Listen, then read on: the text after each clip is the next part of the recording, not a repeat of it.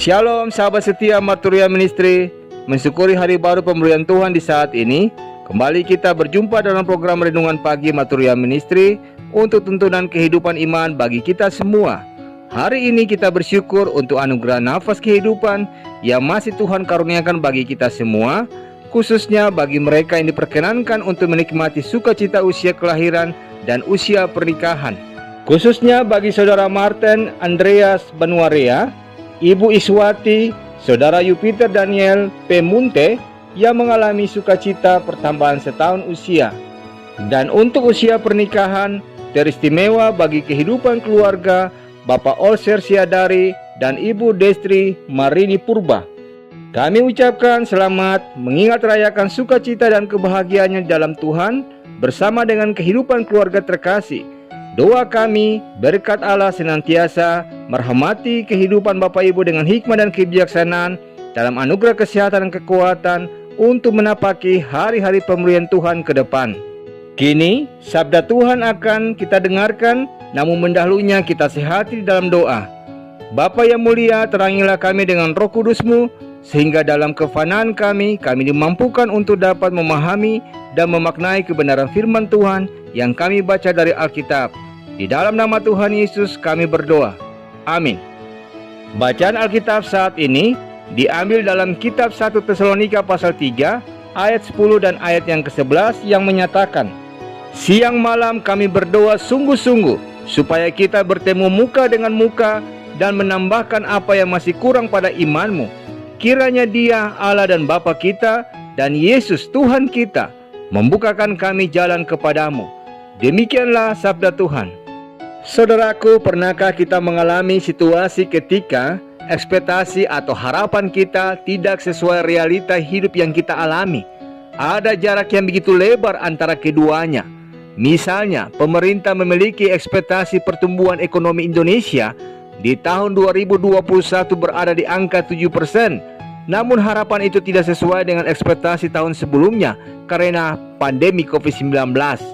Atau dari segi iman, kita berharap jadi kepala atau berada di atas, tetapi hari ini kita masih menjadi ekor alias terpuruk di bawah. Ada jarak yang begitu lebar antara ekspektasi dan realitas yang kita hadapi, sehingga janji berkah seperti yang dikatakan dalam kitab Ulangan pasal 28 ayat 11 hingga ayat ke-14 menjadi kepala bukan ekor, naik bukan turun, seakan menjadi tidak realistis. Lalu kita merasa jika janji itu terlalu lebay alias berlebihan. Dalam bacaan kita melalui doa Rasul Paulus kepada komunitas orang percaya di Tesalonika, tersingkap bahwa Paulus berniat mengunjungi jemaat Tesalonika bertatap muka secara langsung. Namun ada jarak yang sangat lebar antara harapan Paulus dan kenyataan yang Paulus hadapi. Bahkan di pasal 2 ayat 18 dikatakan, lebih dari sekali Paulus telah berniat mengunjungi jemaat Tesalonika, namun iblis telah mencegah mereka.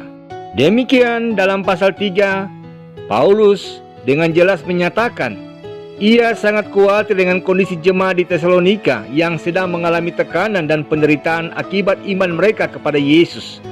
Paulus khawatir jika penderitaan dan tekanan itu membuat iman jemaat di Tesalonika menjadi goyah atau rapuh. Apa yang dialami Rasul Paulus pun terjadi pada Abraham. Ada jarak yang sangat lebar antara ekspektasi dan realitas yang dihadapinya. Allah berjanji akan menjadikan Abraham menjadi bangsa yang besar, sementara ia tidak memiliki keturunan. Realita itu masih diperburuk dengan fakta bahwa Abraham telah tua, sementara istrinya mandul dan sudah mati haid. Yusuf pun mengalami hal yang sama, saudaraku. Ia mendapat mimpi untuk menjadi pemimpin. Matahari, bulan, dan 11 bintang sujud menyembahnya. Tidak terlihat tanda-tanda itu bakal terjadi. Alih-alih mulai ada satu bintang menyembahnya.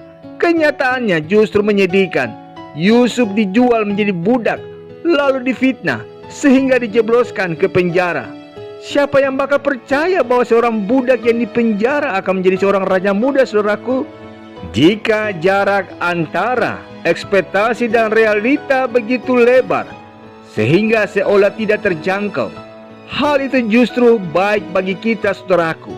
sebab kita akan berharap dan bergantung total hanya kepada Tuhan, bukan mengandalkan diri kita sendiri. Hanya Tuhan yang sanggup melakukannya, bukan karena kekuatan kita. Terbukti, Tuhan menutup jarak lebar itu.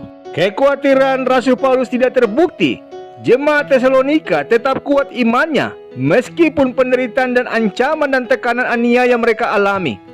Hal itu tidak hanya membuat Paulus bersuka cita, tapi juga menguatkan dirinya yang juga mengalami penderitaan.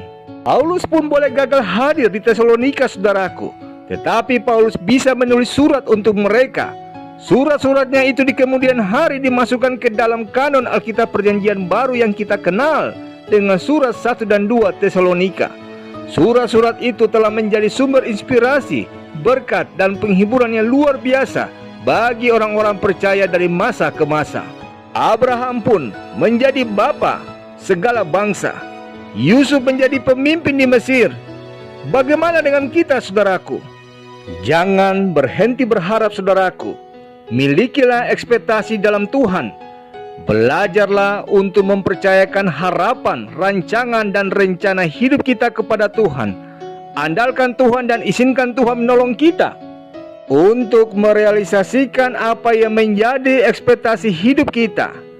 Jika memang ekspektasi itu datang dari Tuhan, percayalah dalam anugerah dan kehendaknya, suatu saat itu akan menjadi realita dalam hidup kita.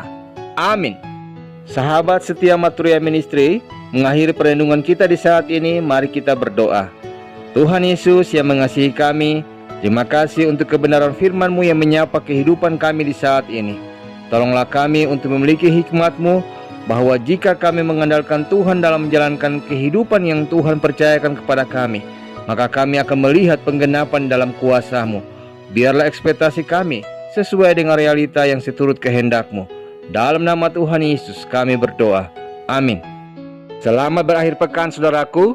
Tetaplah berharap kepada Tuhan. Andalkan Tuhan senantiasa. Tuhan pasti menolong kita. Selamat berjumpa pada program Maturia Ministry esok hari, di hari Minggu keempat Prapaskah. Tuhan memberkati.